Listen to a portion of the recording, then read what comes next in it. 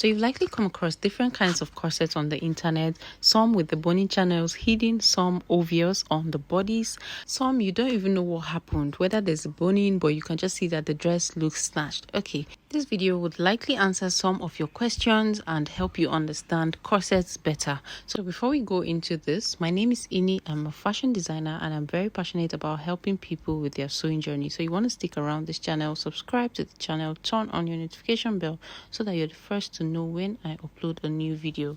So people, according to Google, a corset is any garment that is constructed or made with bonings. So these bonings might be plastic, they might be made of steel, but in Nigeria here, we have two major kinds of bonings that we use, which is the ridgeline and the plastic boning. The ridgeline boning is the one that you can sew on, while the plastic boning you cannot sew on it. When I say major, I just mean that these are the most common you'd find. I personally have not seen the steel boning before, so it doesn't mean that people do not use it in Nigeria. Thank you.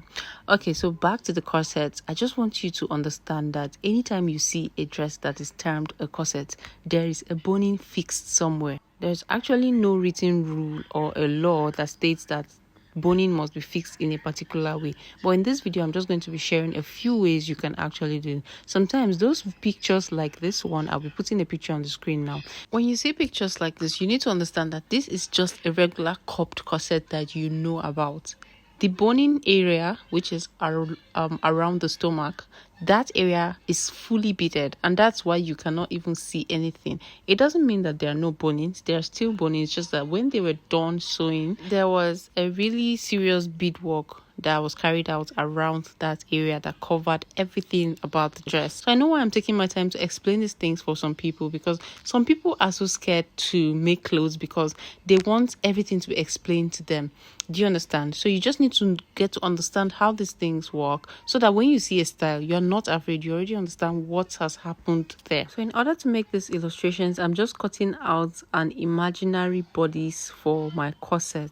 I'm going to put up a link you can see of how I put interface on an actual dress I made for my clients. When you're making a dress for a client, of course, you have to put some facings, you have to make the fabric sturdy, iron it properly. Please, this is just an illustration, and that's why I'm using this rough fabric, please. So I stitched back those points just to to get that idea that we're making a corset. Okay, so I even ironed it. I'm just saying that I even ironed it despite the fact that this is an illustration. So please, you have to always iron. Okay, so this is that part where you would have joined together your pieces, after you've taken your darts and all of that. So I'll just show you some ways to actually encase your bonings. When you want to create boning channels, there's no rule. Again, I repeat, there's no rule for how your boning should be. It just depends on the style you're working with, what your clients would like to see, or anything at all. There's no rule. You can do it anyhow you want. You can make them slant, you can make them come out on the hip. There are so many ways you can do it. So what you need to do, the important rules you need to take note of, is that your boning should never get to your stitching allowance. Please, when you cut out bonings, don't let it get to the stitching allowance.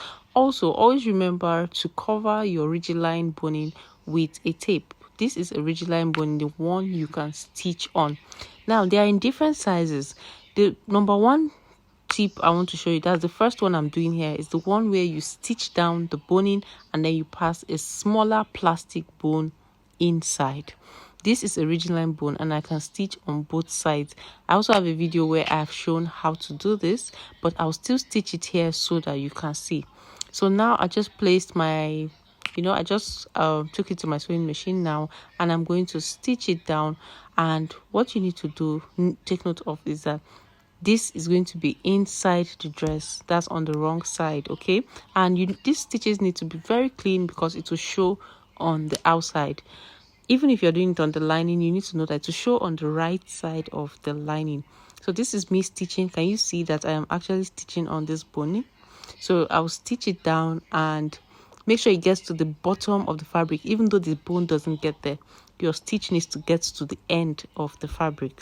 So when you're done stitching one side, you turn it over and then you stitch on the other part. So you can see that I'm starting my stitch from the end of the fabric, despite the fact that my boning doesn't get there. So for the second tip, I had to add this clip where I posted as a short, so that you can actually see another way to do it. So you can just watch and see the instructions on the screen, and everything is self-explanatory. So you fold that strip that you cut out and you steam press it. So this is me steam pressing. I don't joke with ironing. So forget the fact that I'm using that raw fabric to illustrate. You need to iron a lot when you are sewing. So you attach hemming tape to it. Even though this is optional, you can just do it because it gives it more structure. So you place it on the place you want the line to be. You just place it very close to that line where you want the boning channel to be, and then you're going to stitch, then you turn it over and then you stitch again. But before you do this, you need to bear in mind how big your bone is.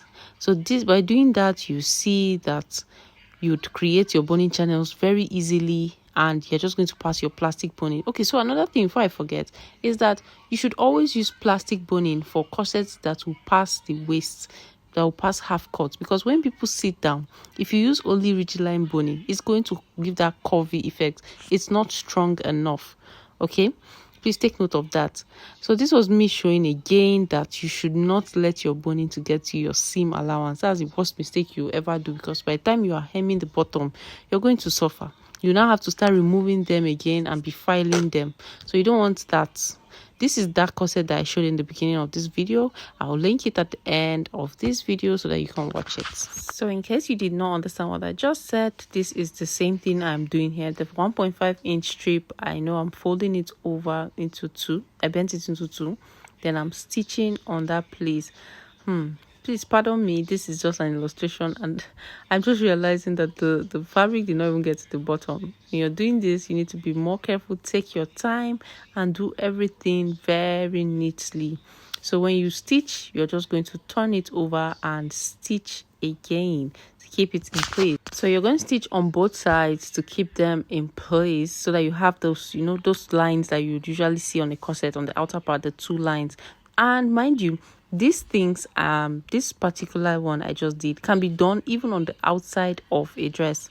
Okay, some of those kind of corsets, like this picture now, it's showing on the outside. Then another thing to take note of, please, is that you should try and stitch at the edge as close as possible so that your boning can pass. So this is me trying to pass a smaller sized plastic bone into the ridgeline bone I just stitched. So when you're done stitching them down, you just pass your bone, and like I said, make sure you're using a plastic bone inside, because that gives it more structure and it becomes thicker. Okay, so this is that thing I was talking about, that if you do not stitch as close as possible to the edge, you might find it difficult to pass your bone. So please avoid that.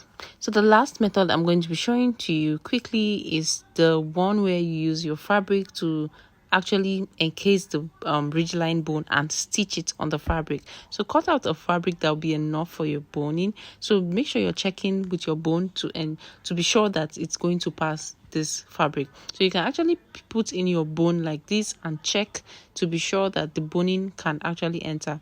Then you go ahead and stitch down the fabric on the side. So once you're done stitching, you turn it over to the right side. I'm very sorry I forgot to do this. You iron it down first. You turn it to the right side, then iron it down, then you pass your bone inside.